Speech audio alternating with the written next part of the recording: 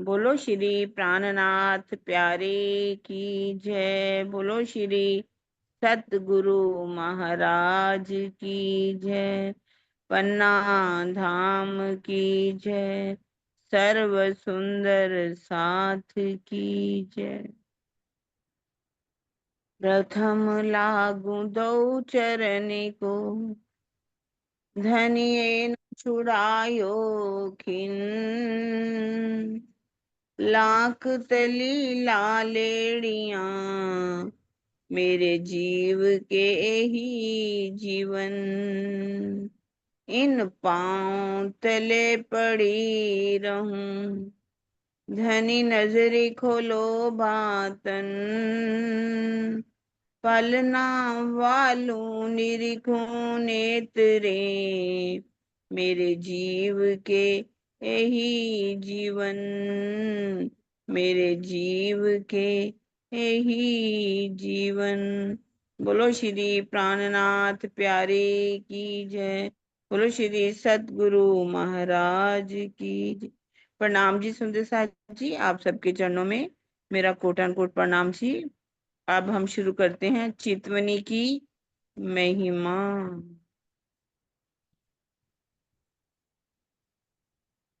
हाँ जी सुंदर साथ जी, प्रकरण हमारा चल रहा है सिंगार का 25 प्रकरण, मोमिनों की शरीयत हकीकत मार्फत का प्रकरण। ये 63 चुपाई हो गई थी। 64। ए हकीकत मोमिनो और न और ले न सके कोई, बेशक होए बातें करें तो मजकूर हजूर होए। प्रीतम को पाने के लिए हकीकत का ये मार्ग ब्रह्म सृष्टियों का है। इस मार्ग पर अन्य कोई भी जीव नहीं चल सकता। हे मेरी आत्मा, यदि तू बेशक होए बातें करे तो मजकूर हजूर होए। यदि तू इस सत्य मार्ग यानी हकीकत के प्रति पूर्ण रूप से संशय रहित होकर चले और अपने प्राण प्रीतम से बातें करने की इच्छा करे, तो अवश्य ही प्रत्यक्ष रूप में उनसे वार्ता होगी। तो कल हमने ये देखा था ना, हमारी शरीयत क्या होती है और हकीकत क्या थी। तो उसको रिपीट कर दो, शरीयत क्या है और हकीकत क्या है। मोमिनों की शरीयत क्या और हकीकत, और इस हकीकत की ही बात यहाँ करी गई है। तो कोई सुंदर साथ रिपीट कर दो, मोमिनों की शरीयत और हकीकत। चांद दीदी बोलो आप। मैंने लेट ज्वाइन किया था, तुमने अभी नहीं सुना शरीयत वाला तो। ओके शीतल दीदी। कल ही दिखाई थी, हाँ।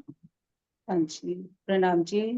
सुंदर साथ जी, मोमिनों की जो शरीयत कही गई है कि जब हम मूल मिलावे में बैठे राजी श्यामा जी के शोभा श्रृंगार को देखने का लक्ष्य बनाते हैं, जब लक्ष्य बनाते हैं वो हमारी होती है शरीयत। अब उसके बाद जब हम चरणों में बैठकर धनी का दीदार करते हैं, धनी से अरस परस बातें करते हैं, वो हमारी होती है हकीकत। ठीक है। और मार्फत तो फिर आगे है ही, जब हम तू ही तू रह जाए, अपना अस्तित्व खो दे, तो वो मार्फत है। प्रणाम जी। शरीयत वही हुई ना कि जैसे हमने अभी सिखाया जा रहा है, हमें 14 लोग को पार किया, हाँ, लक्ष्य दिया ना, लक्ष्य। मेरा रास्ता ये है, मैंने ऐसे चलना है, तो ये शरीयत है। और हकीकत कह रहे हैं कि हे मेरी आत्मा, यदि तू इस सत्य मार्ग, कौन सी, हकीकत के प्रति पूर्ण रूप से संशय रहित होकर यदि चलती है और अपने प्राण प्रीतम से बातें करने की इच्छा करती है, तो अवश्य ही प्रत्यक्ष रूप में उनसे वार्ता होगी। बेशक होए बातें करे तो मजकूर हजूर होए। ए हकीकत मोमिनो, तो ये हकीकत है। फिर कह रहे हैं, रू नैनो दीदार कर, रू जुबा हक सो बोल, रू कानो हक बातें सुन, यही पट रू का खोल। हे साथ जी, आप अपनी आत्मा के नेत्रों से प्रीतम का दर्शन कीजिए तथा आत्मिक रसना से श्री राज्य से प्रेम भरी बातें कीजिए। इसी प्रकार अपनी आत्मा के कानों से प्रीतम की मधुर आवाज सुनिए। इस प्रकार आप अपनी आत्मा के पर्दे को हटाइए, है ना। पहले इच्छा करेंगे हकीकत में, फिर ये होएगा ही होएगा।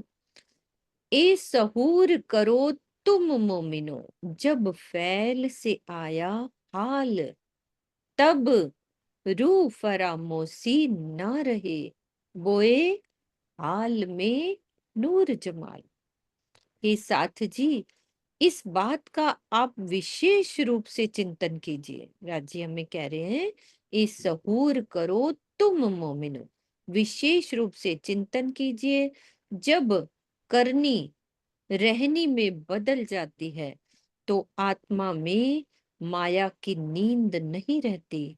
उस रहनी की सुगंधि में प्रीतम का दीदार होता है। तो करनी और रहनी क्या हुई, बोल दो उसको। करनी क्या है हमारी और रहनी क्या है, रिपीट कर दो। वही हो गया ना, शरीयत हमारी करनी होगी ना, कि हम लक्ष्य बनाते हैं कि ये करना है। तो जब हम इस 14 लोकों से पार, वो अक्षर ब्रह्मांड तो सर पार, वो हमारी करनी है। और रहनी होगी जब हम रूबरू बैठ के राज्य से बातें करें, कोई अब जो पर आए, रू नैनो दीदार कर, रू जुबां सो बोल, ये हमारी रहनी होगी। रू कानों का बातें सुनना। ठीक है। बेशक होए दीदार कर, ले जवाब होए बेशक, यही मोमिनो मार्फत खिलवत कर साथ हक। अब मार्फत की बात हो रही है। हे मेरी आत्मा, तू पूर्णतया संशय रहित होकर अपने प्राण वल्लभ का दीदार कर तथा उनसे अपने प्रेम भरे प्रश्नों का उत्तर भी ले। बातें करनी है ना, क्वेश्चन भी आएंगे, राजी ऐसा हुआ, जवाब भी लेने।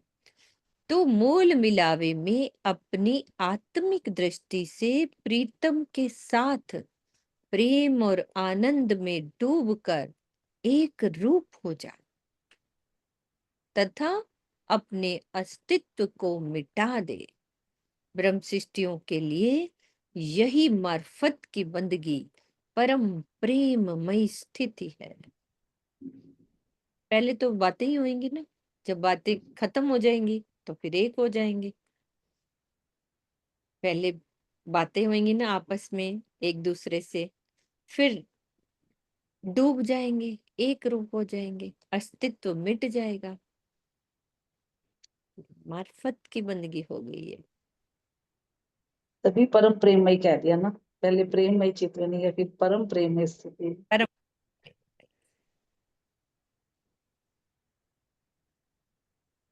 तो राजी ना हमें बता रहे हैं, ऐसे करो, फिर वहां जाके ये करो, फिर वहां बैठ जाओ, तू मूल मिलाव में बैठ जा, है ना। फिर अपनी बातें भी कर, जो जो माया में तेरे साथ हो रहा है, क्या हो रहा है, अपनी प्रेम भरी बातें, जो भी हर रूह की यहाँ अलग अलग होती हैं, तो बातें कर। फिर अपने क्वेश्चन हो रहे हैं उनका जवाब भी ले जवाब होए बेशक। फिर जब सारी बातें खत्म हो जाए तब डूब जाओ। रूह हक सो बात विचार कर, दिल पर दादे उड़ाए।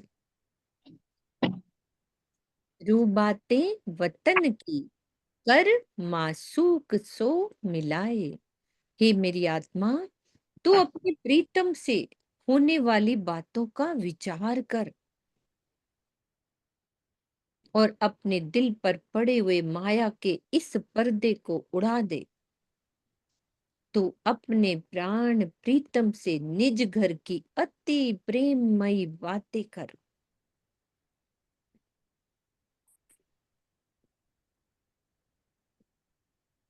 तो इस चुपई में ये संशय होता है कि मार्फत की स्थिति में पहुंची हुई आत्मा से ये बात क्यों कही जा रही है कि तू अपने दिल के ऊपर पड़े हुए माया के पर्दे को हटा। क्या इस अवस्था में भी माया का पर्दा बना ही रहता है? तो इस बात का समाधान ये है कि इस चौपाई में आत्मा को अपने जीव के दिल पर पड़े हुए माया के पर्दे को हटाने के लिए कहा गया है। आत्मा तो तीनों ही काल में सर्वथा निर्विकार ही रहती है, किंतु जीव के लिए ऐसा संभव नहीं होता। तीनों काल मतलब तीनों काल का क्या मतलब है? तीनों ही वही काल वर्तमान, भूत और भविष्य, यही काल आएगा। या तो यही है ना, मतलब तो यही है ना इसका। अभी पहले भी मतलब आत्मा निर्विकार थी, अब भी अभी आत्मा निर्विकार है, अभी हमेशा ही भी निर्विकार है रहेगी बस। ना? तो इस नश्वर जगत में पंचभौतिक तन को जो भोज्य पदार्थ ग्रहण करने पड़ते हैं, है ना, उसके प्रभाव से प्रत्येक परमहंस में सत्य रज और तम कम या अधिक मात्रा में रहते ही हैं, जिसके कारण महान विभूतियों से भी कुछ भूलों के ही हो जाने की संभावना बनी रहती है। इसीलिए इस चौपाई में आत्मा को इस बात के लिए सावचेत किया गया है कि वो अपने जीव को पूर्ण रूप से जागृत और निर्विकार बनाने की दिशा में प्रयत्नशील रहे, क्योंकि उनके आचरण के साथ ही आत्मा की भी गरिमा जुड़ी हुई है।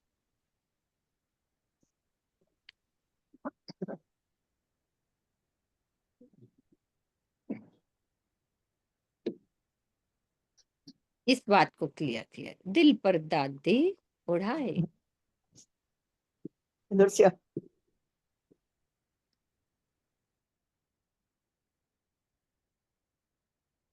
यों गुज अपनी रूह का, इसी से लिंक चौपाई के बिल्कुल जस्ट बाद की चौपाई है 72। जो गुज अपनी रूह का, सो खोल मासूक आगू, यों कर जन्म सुफल, ऐसी कर हक सो तू। हे मेरी आत्मा, अब तू अपने विरहा प्रेम की अति गोपनीय बातों को भी अपने प्रीतम से स्पष्ट रूप से कह दे।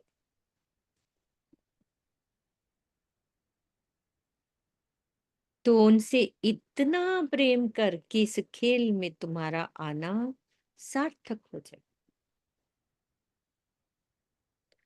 वैसे शीतल दीदी, कितनी हैरानी की बात है ना, राजी हमें कैसे सिखा रहे हैं बातें करना, दिल की बातें कैसे करनी है आपने, वहां पहुंचना कैसे है।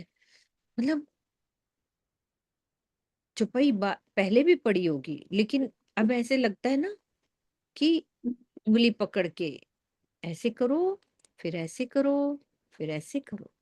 यही सबसे बड़ा लाड है, यही हाँ लाड है जो हमें मिल रहा है यहाँ पे, और हम उस लाड को समझ नहीं पा रहे। हाँ, लेकिन याद रहता है जब सारा हाँ, दिन होती है ना, हाँ, तो दादी ने ये कहा था तुझे ये करना है, तुझे ये करना है, तो ऐसे ना वो कान में गूंजती रहती है बात। गूंजती है। हाँ, बिल्कुल गूंजती है।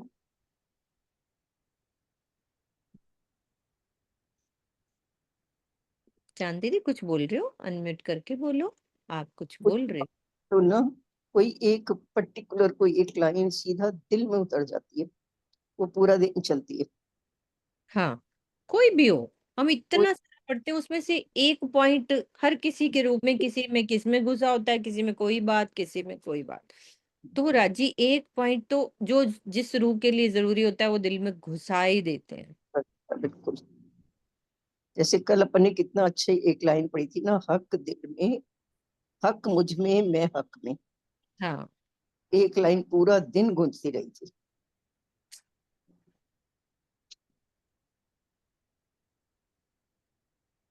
हाँ, जन्म जीव का ही होता है, आत्मा का नहीं। इस चौपाई में माया के खेल में आने को ही जन्म लेना कहा गया है।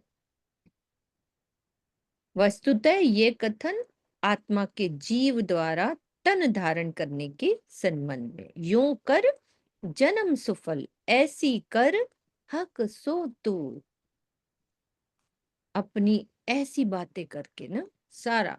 तू उनसे इतना प्रेम कर कि इस खेल में तुम्हारा आना सार्थक हो जाए। फिर कह रहे हैं इसके आगे की चौपाई 73, सब अंग सुफल यूं हुए करी हक्सो सलाह सबन। देख बोल सुन खुशबोए सो जैसा जिनका जैसा गुण।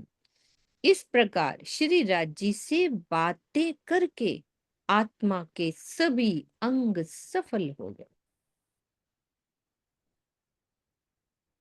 आत्मा की आंखों, कानों एवं रसना ने अपने गुणों के अनुसार प्रीतम के सौंदर्य, आंखों से सौंदर्य में डूबे, कानों से मधुर ध्वनि सुनी और रसना से प्रेम की सुगंधि का रसास्वादन किया। मेरी आत्मा के नेत्र धामधनी के अनंत सौंदर्य को निहार कर निहाल हो गए। मेरी आत्मिक कान अमृत से भी अनंत गुना मीठी उनकी आवाज को सुनकर धन्य धन्य हो गए। और मेरी रसना ने मेरे हृदय के सारे भावों को व्यक्त करके स्वयं को कृत्य कृत्य माना। अरे कान ये उनकी बातें सुन रहे हैं, आज सुना रहे हैं वो हमें।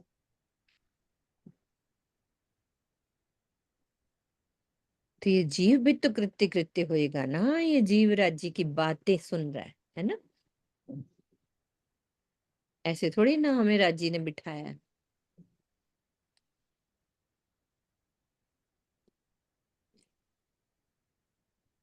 मार्फत लदुन्नी जिन लई सो करे हक सहूर।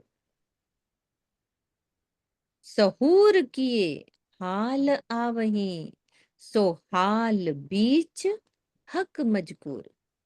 जिन्होंने ब्रह्मवाणी के तारतम ज्ञान के गुह्य रहस्यों को जान लिया होता है, वो अक्षरातीत श्री राज्य का ही चिंतन और चितवनी करते हैं। चितवनी के द्वारा उनकी रहनी परम धाम वाली हो जाती है। सहूर किए हाल आवही, और उस अवस्था में प्रीतम का दीदार होता है तथा उनसे प्रत्यक्ष बातें होती हैं। तो इस चौपाई से ये निष्कर्ष निकलता है कि ब्रह्मवाणी का ज्ञान कथनी है, चितवनी करनी है तथा चितवनी से युगल स्वरूप के प्रति प्रकट होने वाला प्रेम ही रहनी है। मात्र इसी के द्वारा ही प्रीतम का दीदार होता है। इसके अतिरिक्त वर्तमान समय में अन्य कोई भी मार्ग नहीं, कोई मार्ग नहीं।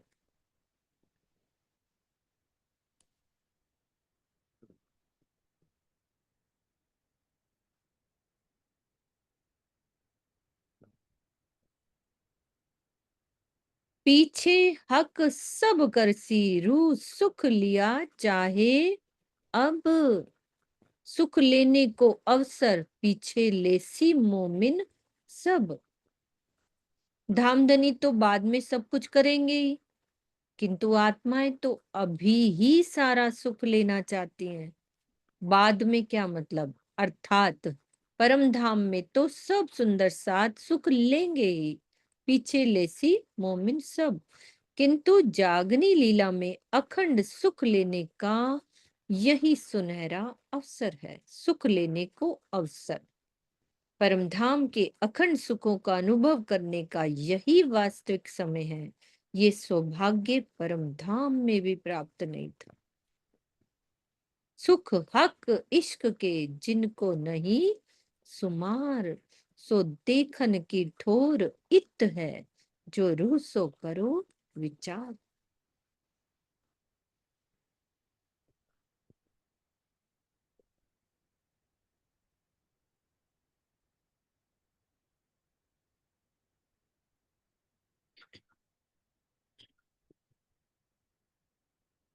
श्रृंगार ग्रंथ प्रकरण 26 चौपाई 9। दूर नजीक भी अरस के सो भी पाइए अरस सहूर, नैन चरण अंग तीनों ही एक यादय में हजूर। परमधाम की चितवनी से निजधाम की बहुत दूर से भी दूर और अति निकट से भी निकट वस्तुओं का साक्षात्कार हो जाता है।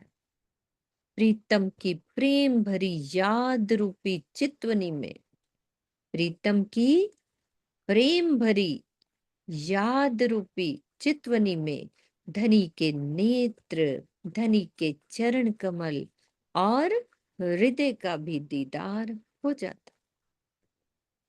नैन चरण अंग तीनों ही।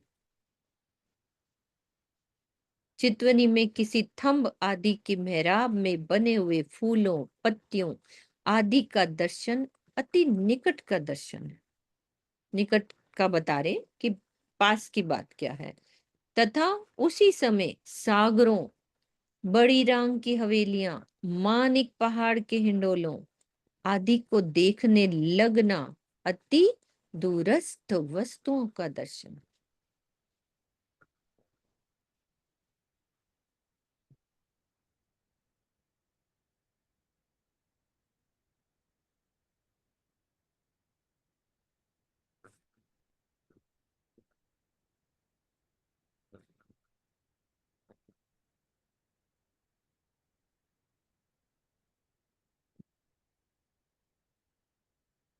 चाल मिलाप या दीदार ये तीनों रूह के नेक, जब ही याद जो आवही तब ही होए माहे एक।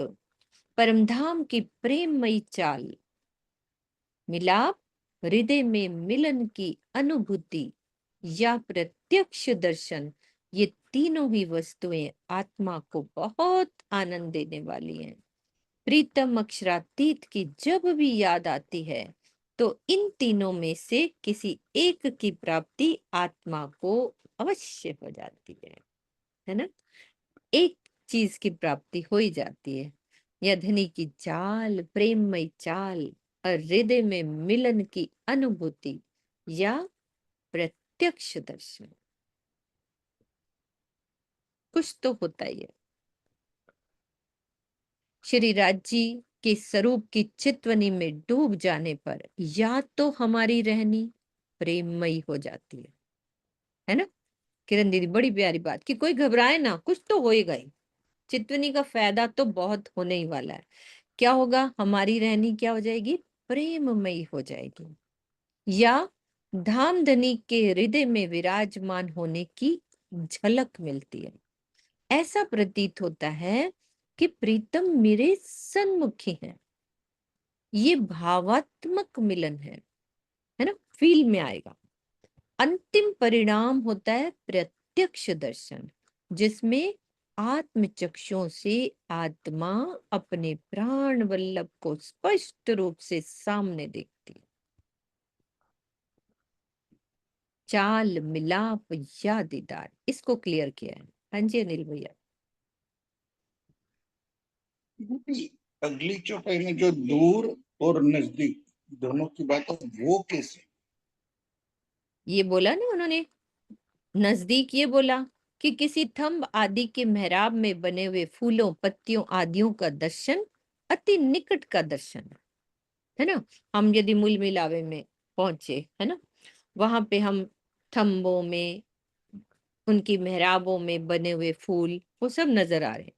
अब वहां बैठ के यदि मुझे बड़ी रांग, सागर, हवेलियां, माणिक पहाड़, हिंडोलों को देखने लगे, जहां भी हम बैठेंगे दूर के दर्शन कर सकते हैं, तो वो वहां बैठे बैठे भी हो जाते हैं। तो दूर नजीक भी अर्श के, तो हर जगह हर दर्शन कर सकते हैं, हमें जाना नहीं पड़ेगा। ये दीदी ऐसे है, मुझे जो लग रहा है आप कि बोलो। जैसे, हाँ, जो इन्होंने नजीक कहा, नजीक कहा फूल पत्तियों को, कि जैसे उसकी शोभा तो मन में फूल पत्तियां एक कॉमन शोभा है कि बन जाती है। फूल पत्तियों की, बेलों की, पौधों की, ये बन जाती है।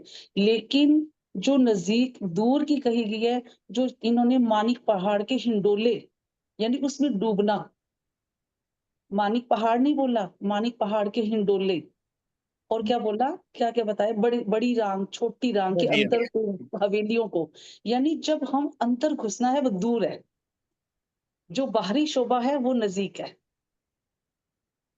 और परम धाम की जो माहौल, पुखराज पहाड़ के अंदर घुसना, तरहटी में जाना, ये दूर की होगी। हिंडोलों में, मानिक पहाड़ के हिंडोलों में जाना, ये भी दूर की होगी। यानी उसमें डूबना वो दूर की है, वो भी नजदीक नजर आती है। कोई फूल देखना, पत्तियां, हाँ, ये देखेंगे तो बात है। डूब हाँ, ही जाएंगे ना दीदी। मतलब जैसे जैसे ऐसा डूबते कहा जाएंगे है वो, कि पास हाँ की चीज वो दूर की चीज। हाँ, तो मतलब डूबना दूर की चीज होगी, उसमें डूबना वो दूर की, वो भी नजदीक नजर आती है। वो भी हमें जैसे जब गुज रहस्य समझ आती है, हमने चर्चनी एक बार समझ ली, तो हमें वो हिंडोलों को देखना भी हमें आम बात लगने लग जाती है, ये हम देख पाते हैं यानी। तो ये नजदीक, दूर की वस्तु भी दूर नजदीक लगने लग जाती है, ये आवेश, मुझे तो ये भाव लगा है। सब भाव से अच्छे हैं, कोई दिक्कत ही नहीं। किरण दीदी बोलेंगी, हमें तो सारे ही अच्छे लगते हैं, है ना किरण दीदी? ये तो ठीक बात है। जो मतलब थंबों में है, मेहराबों में है, गलियों में है, चाहे वो पुतलियां हैं, चाहे फूल हैं, पत्तियां हैं, वो कहने के लिए वो पास में हाँ, है तो पास, कहने के लिए वो पास में। दूर की वस्तुएं हम कहने के लिए दूर कह रहे हैं, वो दूर नहीं है। यहाँ की भाषा में वो पास कह दिया, वो दूर कह दिया। चाहे वो हिंडोले हो, चाहे नहरें हो, चाहे वृक्ष हो, चाहे महल हो, कितनी भूमों के, जो भी शोभा है वहां की, वो भी ऐसा लगेगा कि वो पास में है, भले ही वो दूर है। कोई चीज परम धाम में तो दूर है ही नहीं। मन की वेग से चलने वाले हमारे पास सुखपाल हैं। हम मन की वेग से कहीं भी पहुंच जाते हैं। यहाँ के लिए थोड़ी हमें लेना पड़ेगा कुछ भी भाई, जहाजों में बैठना पड़ेगा, है वहां पर भी सुखपाल हमारे सब। लेकिन वो मन की वेग से चलते हैं। मन जैसे यहाँ पहुंच जाता है, अभी मैं बैठी फाजिल का पहुंच गई, आप बैठे मेरे पास पहुंच गए, एक पल लगता है, हमारे मन जो है पहुंच जाता है। भी पहुंच जाना है, दूर भले ही कहा जाए दूर है, दूर पास में ही है। ऐसे तो नहीं विहंगम मार्ग कहा गया। दूर विहंगम मार्ग है। क्या, नजदीक नजदीक क्या, क्या कहने की कहने की ये बात है, अपने मेरी हिया से तो तो मेरा हमेशगी का साथ है। हमेशगी का साथ है हमारा वो तो। हाँ, वैसे भाव में कह दिया कि दूर और पास। ये काम यहाँ, हाँ, कौन समझेगा ये तो दास्तां काश की होनी होनी की है, जो जो हमारे हैं पिया। हमारे हैं पिया, हमको इश्को इलम दिया, आशिकी उन्हीं की है। ए अरस देखे रू मोमिन, जो उतरे नूर बिलंद से, नाही क्यों देखे है को।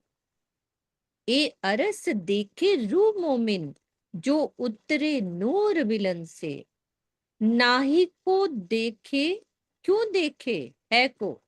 ए तो जाहिर लिखा किताबों में। परमधाम से आने वाली ब्रह्म आत्माएं ही इस परमधाम को देखने में सक्षम हैं। ये अरस देखे रूपों में। धर्म ग्रंथों में तो ये बात स्पष्ट रूप से लिखी है कि स्वप्न की तरह जाने वाले जीव भला परमधाम का कैसे दर्शन कर सकते हैं, ना ही क्यों देखे है तो ये प्रसंग कहाँ का है? पुराण संहिता का, जिसमें वर्णित है कहा गया है कि जिस प्रकार सूर्य का प्रतिबिंब कभी भी सूर्य तक नहीं पहुंच सकता, उसी प्रकार चिदाभास स्वरूप जीव उस जागृत स्वरूप ब्रह्म का दर्शन कैसे कर सकता है, जो स्वप्न में आदि नारायण के स्वरूप में है और उसी की चेतना के प्रतिभास स्वरूप ये सभी जीव हैं। हक हुक्मे सब बेवरा किया, वास्ते आदि रोहन। मतलब ये हमें कॉन्फिडेंट राजी इतना दृढ़ कर रहे हैं कि जीवों को नहीं दिखेगा परम धाम, हमें दिखना है, ब्रह्मात्माओं को दिखना है। तो चितवनी करेंगे तो राजी दिखेंगे ही दिखेंगे हमको। हक हुक्मे सब बेवरा किया, वास्ते आदि रोहन। जो सहूर कीजे मिल महामती, तो लज्जत लीजे अरस तन। श्री राज्य के हुक्म ने श्यामा जी एवं सखियों के लिए ये संपूर्ण विवरण किया है। श्री महामती जी कहते हैं, हे साथ जी, यदि आप सभी युगल स्वरूप की चितवनी करते हैं तो इसी संसार में परमधाम की तरह ही अपने मूल तनों के सुखों का रसास्वादन कर सकते हैं। तो लज्जत लीजिए अरस तन। तो इस चौपाई में सहूर शब्द का तात्पर्य चिंतन नहीं है, यानी चितवनी करनी है। युगल स्वरूप की छवि के हृदय में अंकित हो जाने पर आत्मा को अपने परात्म स्वरूप का साक्षात्कार हो जाता है और उसे वो सारे आनंद प्राप्त होने लगते हैं जो परम धाम में परात्म को प्राप्त होते हैं। तो अब यहाँ ध्यान देने योग्य तथ्य है कि आत्मा को प्राप्त होने वाले प्रेम और आनंद की एक सीमा होती है, अन्यथा ये पंच भौतिक शरीर परमधाम के अनंत आनंद का बोझ नहीं झेल सकता। एक सीमा में मिलता है आनंद, तो वो कह रहे हैं कि एक सीमा में मिलेगा, लज्जत जो मिलेगी, इसीलिए लज्जत कह दिया।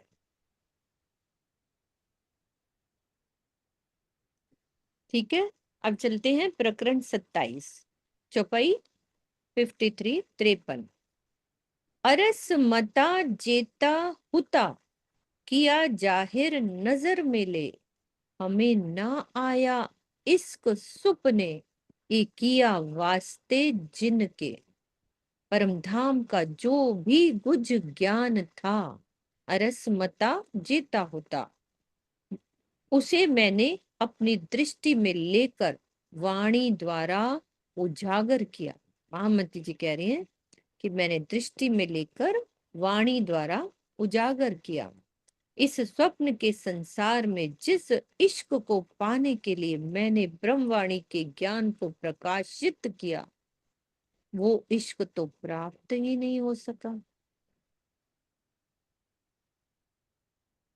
हमें ना आया इश्क सुपने। ब्रह्मवाणी के ज्ञान से ही अन्य आत्माएं जागृत हुई और चितवनी की राह पर चलकर इन्होंने इश्क को पा लिया। इल्म और इश्क दोनों ही एक दूसरे के पूरक हैं। तो ये पीड़ा है महामती जी के हृदय की, प्रेम भरी पीड़ा यही है कि उन्होंने ज्ञान के क्षेत्र में स्वयं लगकर हफ्से वाली विरहा अवस्था को छोड़ दिया। इस चौपाई में प्रेम को किनारे करके मात्र शब्द जाल में फंसे रहने वाले विद्वत जनों के लिए परोक्ष रूप में सिखापन है। वो अपने लिए बात कर रही है, लेकिन सिखापन ये हमारे लिए। उनको कहाँ से, इश्क में तो हर पल ही रहती थी वो। अब वो वाली स्थिति अलग बात है कि हफ्से में जो साक्षात धनी का दीदार हुआ, उसकी बात अलग है, लेकिन वो तो अंदर ही राज्य बैठ गए, इश्क इश्क के स्वरूप हो गए। तो ये तो हम सब के लिए बात है ना कि खाली हम शब्द ज्ञान में पड़े रहे, उनको रटते रहे, ज्ञान की बातों को, वो वाली है ना, यही बात है।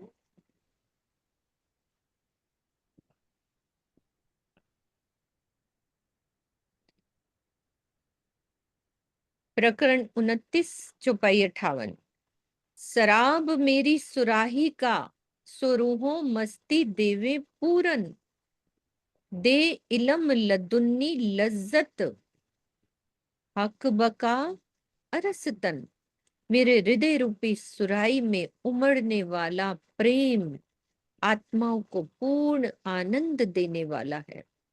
तारतम वाणी के द्वारा ही अक्षरातीत परम धाम तथा परात्म के तनों का रसास्वादन मिलता है।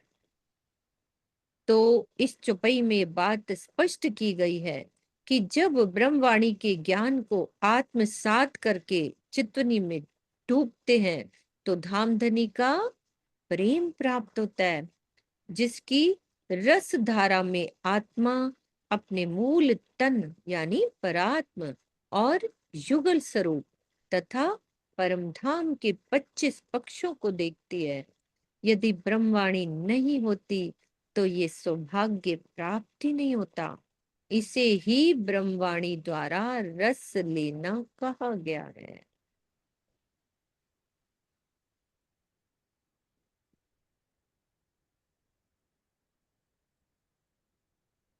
सो दिया लद्दुन्नी तुमको, तुम खोलो मुक्ता हरफ, मैं अरस किया दिल मोमिन, जाकी पाई ना किन तरफ।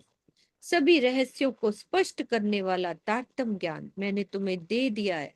अब तुम्हें इन हरफे मुक्ते आत के भेदों को उजागर करना चाहिए, जिस परम धाम को आज दिन तक कोई भी ना जान सका। मैंने तुम्हारे दिल को धाम के लाने की शोभा दे दी है, अर्थात तुम्हारे दिल में मैं संपूर्ण परम धाम की शोभा सहित विराजमान हो गया हूँ।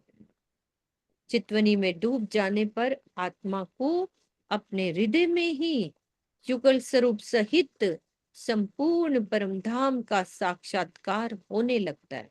तो ये दूर वाली बात ही तो होगी, परमधाम वो हमारे दिल में दिख रहा है, कितना नजदीक हो गया। इसे ही दिल में परमधाम का विद्यमान होना कहा गया है।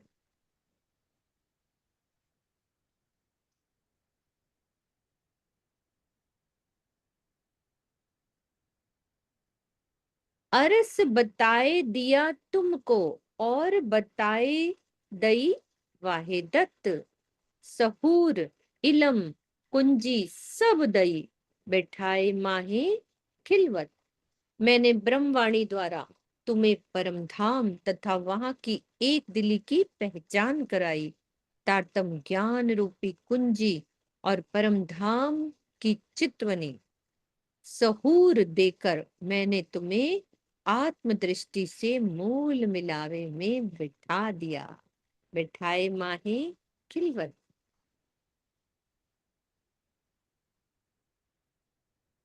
हाँ जी, ये श्रृंगार ग्रंथ अब हमारा पूरा हुआ। अब हमारी सिंधी शुरू हो रही है।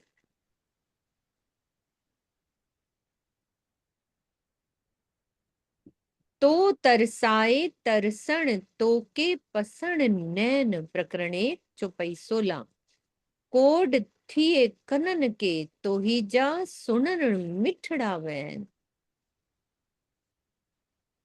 ये दीदी ये पढ़ दूं कि सिद्धार्थ पढ़ दूं? अर्थ पढ़ दो, हाँ जी। अपने क्योंकि नेत्र, पहले पढ़ चुके हैं ना हाँ थोड़ी देर क्योंकि पहले। हम सिंधी पढ़ चुके हैं ना। तो तरसाए तरसण, अपने नेत्रों से आपको जी भर कर देखने के लिए मैं तरस रही हूँ, ऐसा आप ही करवा रहे हैं। तो तरसाए तरसण, आपके प्रेम भरे मीठे वचनों को सुनने से मेरे कानों में अपार आनंद का अनुभव होता है। तो ही जा सुनन मिठड़ा वैन, इस प्रकार का कथन हम सब सुंदर साथ के लिए है। श्री महामती जी ने तो हफ्से में ही अपने प्रीतम का साक्षात्कार कर लिया था, और इस संबंध में ये चौपाई कलश हिंदुस्तानी की कि जब आहा बिसु की अंग में श्वास भी छोड़ियो संग, तब तुम पर्दा टाल के दियो मोहे अपनो अंग। धन धन सखी मेरे नेत्र अनियाले, धन धन धनी नेत्र मिलाए रसाले, धन धन मुख धनी को सुंदर, धन धन धनी चित चुभायो अंतर।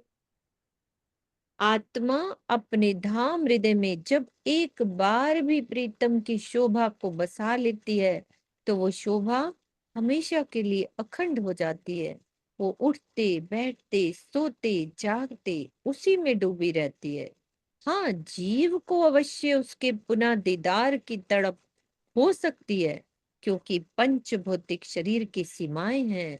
वो लगातार ब्रह्मानंद रस का पान नहीं कर सकता। तो इस चौपाई में हम सुंदर साथ में प्रीतम के दीदार की जो प्यास है उसका बहुत ही मनोहारी चित्रण किया गया है ना। बार बार दिल करता है हम मिलके बैठे राज्य की वाणी पढ़े फिर चित्तवन करें। धनी मोहजी रूह जा, मुंह से हित गालाए, पिरी पसण जी थिए, से तू ही दिए उपाय। हे मेरे आत्मा के प्राण वल्लभ, आप इसी संसार में मुझसे प्रेम भरी बातें कीजिए। किस तरह से मैं आपको देख सकूं उसका उपाय भी बताइए।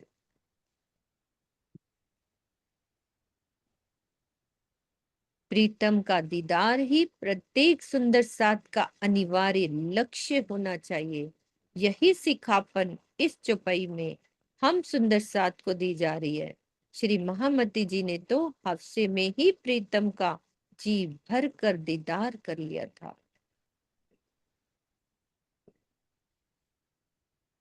उपाय बताओ राजी से, अमर जी करें। राजी उपाय बता दो। सिकण सडन जीरे मरण से सब हथ धणी, तो चंगी पेरे दिखारियो, ता मुंह निहारो नैन खणी। हे धनी, तड़पना, ललचाना, जीना और मरना आदि सभी कुछ आपके ही हाथों में है। आपने मुझे ये पहचान बहुत ही अच्छी तरह से दे दी, इसीलिए अब मैं अपने नेत्रों को खोलकर आपको देख रही हूँ। चाहे धनी के लिए विरह में तड़पना हो या माया के लिए ललचाना हो, सब कुछ धाम धनी के हुक्म के अधीन है। इस शरीर का जीवन मृत्यु भी उन्हीं के हुक्म से बना हुआ है। जब आत्मा को श्री राज्य की इस लीला की पहचान हो जाती है तो वो उनके प्रेम में डूबकर अपने आत्मिक नेत्रों को खोल लेती है तथा जी भर कर उनका दीदार करती है। समर्पण और प्रेम के बिना कभी भी आत्म जागृति नहीं हो सकती। कि सब कुछ राजी आप करो।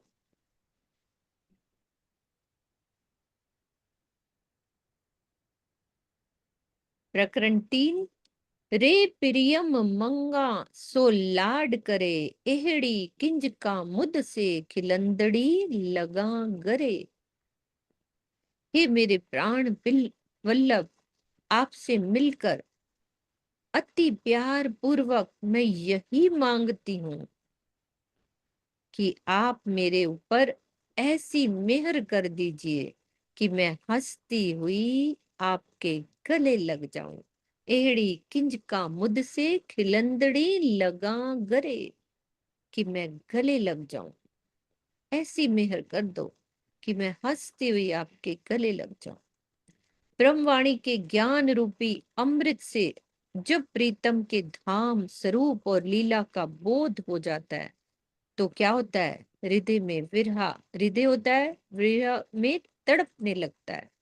तो इसे ज्ञान की दृष्टि से मिलाप करना कहते हैं। ठीक है।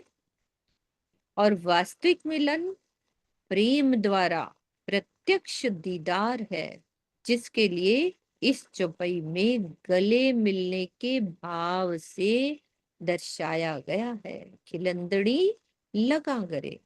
तो इस अवस्था में आत्मा अपने प्राण वल्लभ से वैसे ही एक रूप हो जाती है जैसे लौकिक दृष्टि से गले मिलने वाले स्वयं को भूल जाते।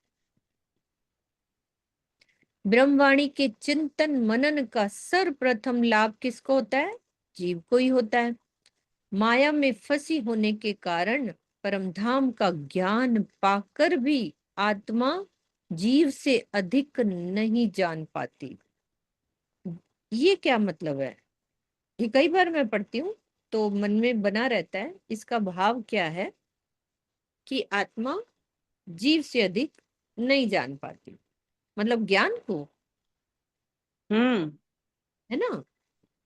क्यों जान क्यों नहीं वहां की पाती? मतलब सुखों को, मतलब अच्छा, उतना आत्मा तक नहीं पहुंचा ना जितना हमारे जीव के अंतःकरण तक पहुंचता है। वो ज्ञान, एक जो हमारी आत्मा तक पहुंचना चाहिए, वो ज्ञान उस आत्मा तक नहीं पहुंच पाता, और एक तरफ क्योंकि दीदी जीव कहते तक हैं ही रह जाता। ज्ञान दे रहे हैं वो पर आत्म तक भी जा रहा है। नहीं नहीं, मतलब बहुत अधिक की बात कर रहे हैं। जाता तो है ही, पर जब बहुत ही बिरहा प्रेम में डूब जाते हैं तब जाता है। ऐसे जैसे हम पढ़ रहे हैं तो वो ज्ञान जरूरी नहीं हमारी आत्मा तक ही जा रहा हो पूरा। अच्छा। जैसे अब हम पढ़ रहे हैं तो ये ज्ञान हमारे जीव को तो पूरी तरह से हो रहा है, हर चीज मिल रही है।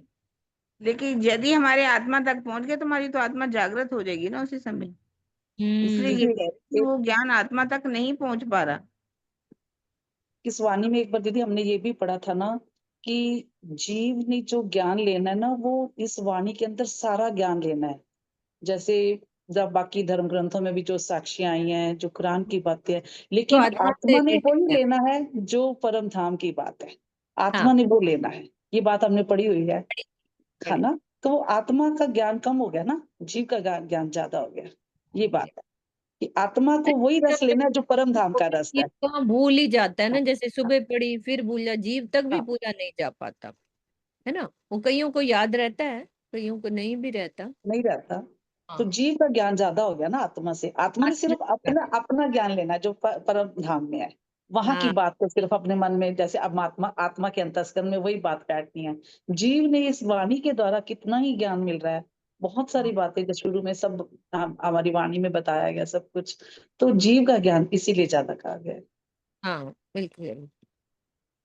अब कह रहे हैं कि जब आत्मा के संबंध से जीव के हृदय में विरहा प्रेम की धारा प्रवाहित होती है तो आत्मा प्रेम द्वारा अपने प्राण वल्लभ का साक्षात्कार करती, उसको तो मिलने से मतलब है आत्मा को, उनको ज्ञान से क्या मतलब है? हाँ, हाँ, उसको ज्ञान से मतलब नहीं है ना। उनको काहे का मतलब ज्ञान, आत्मा तो राज्य का मिलन ही चाहेगी ना। इसके पश्चात वो अखंड रूप से अपने धनी का दीदार करती रहती है, और जब दीदार कर लेती है तो उसका कुछ रस जीव को भी मिल जाता है। इसके पूर्व विरह की अवस्था में आत्मा को अपने प्रीतम के धाम स्वरूप और लीला का कुछ कुछ आभास सा होता है, जिसे इस चौपाई में मिलाप करना कहा गया है। तो कलश हिंदुस्तानी का ये कथन भी इसी संदर्भ में है कि जो कदी भूली वतन तो भी नजर तहाँ निदान। स्थिति बताइए।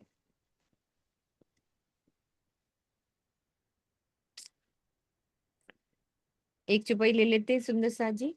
तो मुके च्यो मुंह तू मुहजी हेडी करे निस्बत मुके के अज सुरखरू सो लखे भाइया भाल। ये क्या हुआ? 139 140, ये चौपाई आधी इधर है क्या?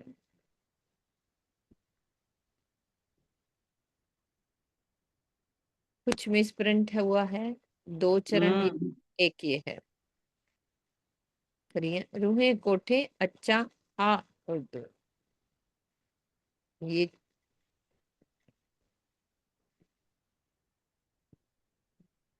इसके मीनिंग में तो दीदी इन्हीं का ही अर्थ दिया हुआ है कि देखो कि कहीं ना कहीं मिसप्रिंट है, कुछ रह गया बीच में से। हाँ, हम्म। छूट गया है, कोई बात नहीं, भाव पढ़ते हैं अपन। कि आपने मुझे माया के दोषों से रहित कर दिया है, इसके लिए मैं आपके लाखों एहसान मानती हूँ। अब मेरी एकमात्र यही इच्छा है कि सभी सखियों को साथ लेकर आपके पास आ जाऊं और हंसते हुए आपसे प्रेम पूर्वक बातें करूं। तो ये चौपाई श्री महामती जी ने परोक्ष रूप में यही भाव व्यक्त किया है कि आत्म जागृति के लिए प्रत्येक सुंदर साथ को प्रीतम की शोभा में डूब जाना चाहिए और इस माया से परे होकर अपनी परात्म के श्रृंगार से धामधनी से प्रेम पूर्वक बातें करनी चाहिए। मुक्के के सरफ विलखे भाइयां भाई। ठीक है, ये पढ़ लेते हैं। डिठम सुख सोने में हिक आंजो तो ही जो आए, मुँह से संग के ये इन भू में जे डिये हित सांझाए। इस स्वप्नमय संसार में मैंने आपके सुखों का अनुभव किया है। अब तो एकमात्र आपका ही भरोसा है। जब इस संसार में आपने मुझे अपनी पहचान दी है, तो इस जगत में ही आकर मुझसे संबंध बनाइए, अर्थात दर्शन दीजिए। भाई संबंध बना लिया, अब तड़प होनी चाहिए ना, राजी से कहें संबंध तो बना दिया, अब दर्शन भी दो, जे दिए हित संजाए। ठीक है, चौपाई दोहराते हैं। डिठम सुख सोने में हिक आंझो तो ही जो आए, मुँह से संग के ये हिन भू में जे दिए हित संजाए, जे दिए हित संजाए। बोलो श्री प्राणनाथ प्यारे की जय, सदगुरु महाराज की